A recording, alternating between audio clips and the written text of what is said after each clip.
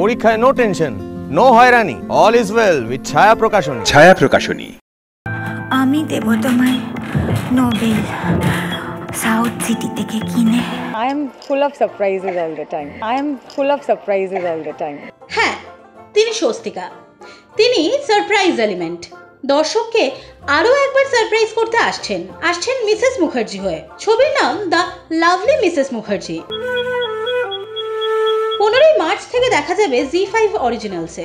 আসুন পরিচয় করে নেওয়া যাক মিসেস মুখার্জির সঙ্গে। লাল ফিতে এরকম বারবার নিজেকে এরকম লুকে দেখে কি মনে হয়েছিল নিজেকে যখন প্রথমে? এই আমি ছবিতে আমি লাল ফিতে লাগাইনি না, এটা আমি আমার ব্লাউজের সাথে ম্যাচিং করে পরেছি। ছবিতে যেরকম মধ্যবিত্ত বাড়ির, হ্যাঁ মধ্যবিত্ত বাড়ির বউ সংসারে কাজ করে, তারা সে যেরকম থাকে সেরকমই। মানে আমাদের কাছে কিন্তু এটাও একটা সারপ্রাইজিং এলিমেন্ট আজকের জন্য। হ্যাঁ, I am full of surprises all the time, but এটার সঙ্গে ছবির লুকের কিছু নেই। বাকিটার সাথে ডেফিনেটলি মিল আছে, কিন্তু ছবিতে মধ্যবিত্ত বাড়ির বউ কাজ করে, সংসারের কাজ করে, হাউসওয়াইফ, ফাইন্যান্সিয়ালি ডিপেন্ডেন্ট। তো আমরা যেরকম বাড়িতে আমাদের মা, দিদিমা, মাসিদের দেখেছি সেরকমই, ওইটাকেই মাথায় রেখে মানে অ্যাটলিস্ট মিনুকে কেমন দেখতে লাগবে সেটা ভাবা হয়েছিল। রবীন্দ্রসঙ্গীতটা পারলে অ্যাভয়েড করো, কেমন? ওটা কণিকা ছাড়া ঠিক। জীবনে যদি এরকম কোনো কালিদাস থাকে ঠিক কি হবে, লাইফটা ঠিক কিরকম দাঁড়াবে? আমার মনে হয় আমরা না জীবনে আমাদের এরকম কালিদাস আসার আগে আমরা এইসব বিদ্রোহ ঘোষণা করি, কিন্তু এসে পড়লে তখন আমরা হয়তো অ্যাডজাস্ট করিনি, ঠিক কোনোভাবে একটা অ্যাডজাস্ট করেই নি। ভালোবাসলে মানুষ সব কিছুর সঙ্গে অ্যাডজাস্ট করে নেয়। বাট একটু আগে ইন্দ্রনীলদা যখন বলছিলেন যে মানে যখন মানে যেহেতু ব্রাত্যদা বলেন যে কোনো সম্পর্ক নেই বউর সঙ্গে এরকম, তো সেখানে বউ ইদার একাকিত্বে ভোগে, কখনো বিষণ্ণ হয়ে যায়, কখনো খুব প্রতিবাদ হয়, বাট তোমাকে ঠিক ওইভাবে দেখা যাচ্ছে না না। না, তো সেটাই তো ডিফারেন্ট না। আমি প্রতিবাদ করে করে ক্লান্ত হয়ে গেছি, ওই জন্য আমি এখন প্রতিবাদ করে না এরকম চরিত্র করব। আর ব্রাত্যদার সঙ্গে তোমার জুটিটা নিয়ে অনেক মানে সবাই খুব মানে অ্যাপ্রিশিয়েট করছে, তো তুমি কি বলবে এই জুটিটা নিয়ে? আমার মনে হয় আমাদের খুব ভালো অনস্ক্রিন কেমিস্ট্রি, আর কোথাও একটা কিছুভাবে একটা মানিয়ে যায়, সেটা হয়তো একটা অসমাপ্তর একটা হ্যাংওভারও আছে। আর মিনু মানিয়ে নিয়ে নিজের মতো করে ভালো থাকার চেষ্টা করে, আর ঠিক ওই রকম খুব গম্ভীরভাবে যে দেখানো হয়েছে বা মিনু যে খুব ডিপ্রেশনে ভোগে, ও নিজের মতন করে একটা নিজের সংসারে ভালো থাকার মেকানিজমস কিছুভাবে একটা বের করে নিয়েছে, সেটা আমার রিডিং ছিল। আমি অ্যাটলিস্ট চরিত্রটাকে সেইভাবে দেখার চেষ্টা করেছি। আমি দেব তোমায় নোবেল সাউথ সিটি থেকে কিনে। লাভলি মিসেস মুখার্জিটা is a film, it's a cinema, এটা ওয়েব সিরিজ নয়। আর অভিনয়ের ক্ষেত্রে বা কাজের ক্ষেত্রে কোন প্ল্যাটফর্মটা সেটা তো ম্যাটার করে না, সেটা থিয়েটারে রিলিজ করুক বা লোকেরা ফোন বা ল্যাপটপে দেখুক ডিজিটালি। আমাদের প্রচুর ছবি যেগুলো থিয়েটারে রিলিজ করার পরেও লোকে ডিজিটালি দেখতে পাচ্ছে। সো চরিত্রায়নের ক্ষেত্রে তো কোন মাধ্যম সেটা নিয়ে আমার মনে হয় না, মানে আমি অ্যাটলিস্ট ভাবি বা সেরকম কোনো ডিফারেন্স হয়। হ্যাঁ, যদি এখন টেলিভিশন করা হয় তখন ওই ঢিডিক করলে আমি জানি না, হয়তো অন্যভাবে অভিনয় করে আজকাল লোকজন। আমরা তো আমাদের সময় কোনোদিনও করিনি, কারণ আমাদের সময় ওই রকম ঢিডিক হতো না। বাট আমার মনে হয় না অভিনয়ের ক্ষেত্রে সেটা মাথায় রেখে কেউ অভিনয় করে যে আচ্ছা এটা ডিজিটাল, এটা সিনেমা। আলাপ করে নিন মিসেস মুখার্জির স্বামী কালিদাস মুখার্জির সঙ্গে। আমি বুঝতে পারছিলাম যে কবি একটা অন্যরকম কমেডি করতে চাইছে।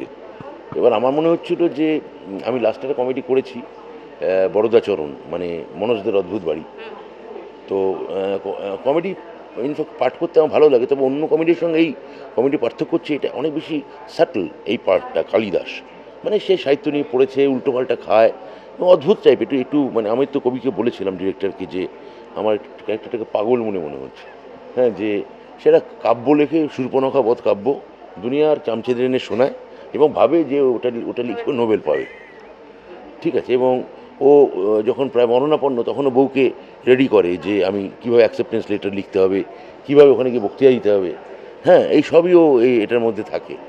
কিন্তু এটার মধ্যে দিয়ে আসলে এক ধরনের বাঙালিয়ানাকেও আমার মনে হয় ডিরেক্টর মজা করতে চেয়েছেন। সেইটা আমি কতটা বার করতে পেরেছি সেটাই দেখার। আমি নোবেল পেলে আমার স্ত্রী সেটা রিসিভ করতে যাবে না? আমি তো এই অ্যাকসেপ্টেন্স স্পিচটা লিখতে শুরু করে দিয়েছি।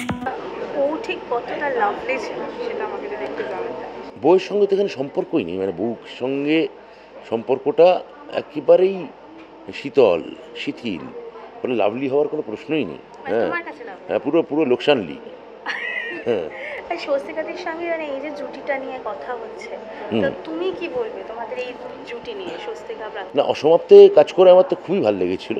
অসমাপ্ত ইনফ্যাক্ট সুমনের এই ছবি আমার কাছে মানে যেহেতু ওটাও একটা অ্যাপে যায়, ফলে এটা সারা পৃথিবীর লোকে দেখে, ফলে সেখানে ফিডব্যাক আমি প্রচুর পেয়েছি। তো অসমাপ্ত কাজ করেও আমার খুব ভালো লেগেছিল।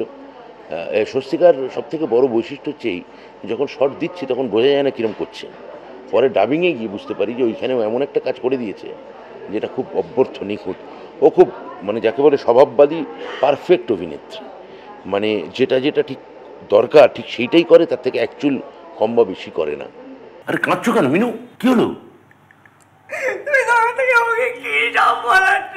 আমি ওয়েব সিরিজের ব্যাপারে মানে ওয়েব প্ল্যাটফর্মের ব্যাপারে খুবই আশাবাদী, কারণ আমি মনে করি যে এটা সারা পৃথিবীর বাঙালি যারা ছড়িয়ে আছেন দেখতে পাবেন এবং ঠিক দর্শকের কাছে পৌঁছবে।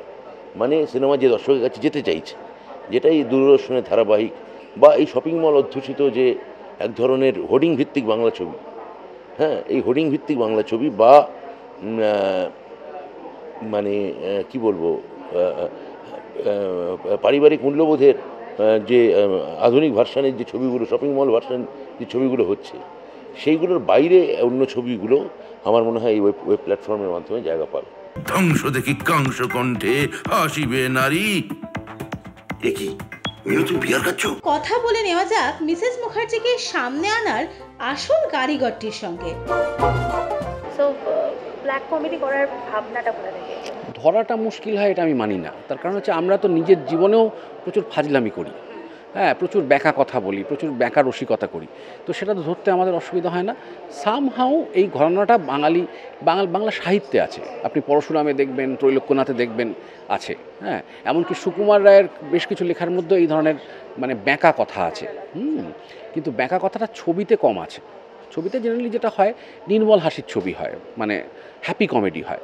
তো এটা আমি বলবো না যে আনহ্যাপি কমেডি, কিন্তু এটার মধ্যে এক ধরনের তেতোপনা আছে, এক ধরনের ফাজলামি আছে। আমার কখনোই ছবিটা বানাতে গিয়ে মনে হয়নি যে এটা দুরূহ ছবি বা আমি এমন একটা ছবি বানাচ্ছি যেটা গল্পটা বুঝতে দর্শকের অসুবিধা হবে, একেবারেই মনে হয়নি। তোমার ভাবনা, চিন্তা, দুঃখ, কষ্ট, আনন্দ এসবই ইলেকট্রোকেমিক্যাল ইম্পালস।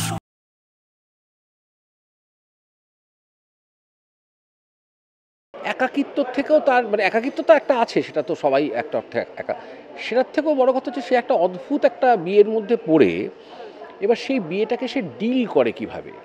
মানে সাধারণভাবে একটা মেয়ে যখন দেখা যায় যে সেটা অদ্ভুত বিয়েতে পড়েছে, সে নয় প্রতিবাদী হয়ে ওঠে, নয় সে বিষণ্ণ হয়ে যায়। এই মেয়েটি দুটোর একটাও করে না, এই মেয়েটি এক ধরনের ফাজলামি করে। এবার আমরা ব্যক্তিগত জীবনে এই ধরনের ফাজলামি করি, কিন্তু সামহাও সাহিত্যে বা শিল্পে আমরা সেটার জায়গা দিই না। যে আমার ধারণা এটা যদি একটা প্রতিবাদের স্বর হিসেবে দেখা হয়, তাহলে ফাজলামি একটা খুব মজার প্রতিবাদের স্বর। তো ও প্রতিবাদই করে, কিন্তু সেই প্রতিবাদটা করার ভঙ্গিটা একদম আলাদা। আমার বোনটাকে আমি বাড়ি নিয়ে যেতে পারবো না, তুই কে হে হরিদাস পাল? ব্রাত্যদা এবং স্বস্তিকা দুজনকে মিস্টার অ্যান্ড মিসেস মুখার্জি হিসেবে ভাবলে কিভাবে মানে এটা আসলে খুব মানে ভাবতে খুব যে অসুবিধা হয়েছে তা নয়, কারণ এটা গল্পের স্তর থেকেই আমার মনে হয়েছিল যে কালিদাস মুখোপাধ্যায়ের চরিত্রটা ব্রাত্যর করা উচিত। হ্যাঁ, কারণ ওর মধ্যে ওই মানে ওই কমিক এলিমেন্টগুলো ওর মধ্যে খুব সহজভাবে আনা যায়। হ্যাঁ, এবং স্বস্তিকার ক্ষেত্রেও আমার সেটা মনে হয়েছিল যে এই ট্রান্সফরমেশনের ক্ষেত্রে ওর ওই যে একটা খুব সাধারণ মেয়ে থেকে হঠাৎ করে একটা অন্য মেয়ে হয়ে যাওয়ার যে যে জার্নিটা রয়েছে, সেটা ওর ক্ষেত্রে এটা খুব ইন্টারেস্টিং হতে পারে। হ্যাঁ, কারণ মিনু নামটাও তো আমাদের কাছে খুব ঘরোয়া। হ্যাঁ, খুব সাধারণ মেয়ে খুব অসাধারণ একটা পরিস্থিতিতে পড়ে অদ্ভুত একটা আচরণ করে, যে আচরণটা মানুষকে হয়তো একটু হতচকিত করে দেবে। জয়দীপ মুখার্জিকে দেখা যাবে মজার চরিত্রে। কবি যেভাবে চরিত্রটাকে ভেবে রেখেছিল তাতে গিয়ে আমাকে বিশেষ কিছু করতে হয়নি। কবি যেভাবে স্ক্রিপ্টটা লিখেছিল তাতে যে সায়েন্টিস্ট তাকে যা যা স্ক্রিপ্ট অনুযায়ী করতে বলা হয়েছে সেগুলোই শুধু আমায় করতে হয়েছে। সেরকম আলাদা করে কোনো যে একটা কোনো পার্টিকুলার জিনিসকে আমায় শিখতে হবে বা সেরকম কিছু নয়। তবে হ্যাঁ, একটা প্রায় আধ পাতার মতো একটা চাঙ্ক ডায়ালগ ছিল, সেটা পুরোটাই ইলেকট্রোকেমিক্যাল ইম্পালস নিয়ে, তো সেইটা মুখস্থ করতে হয়েছিল, সেইটা একটা বড় চাপ ছিল।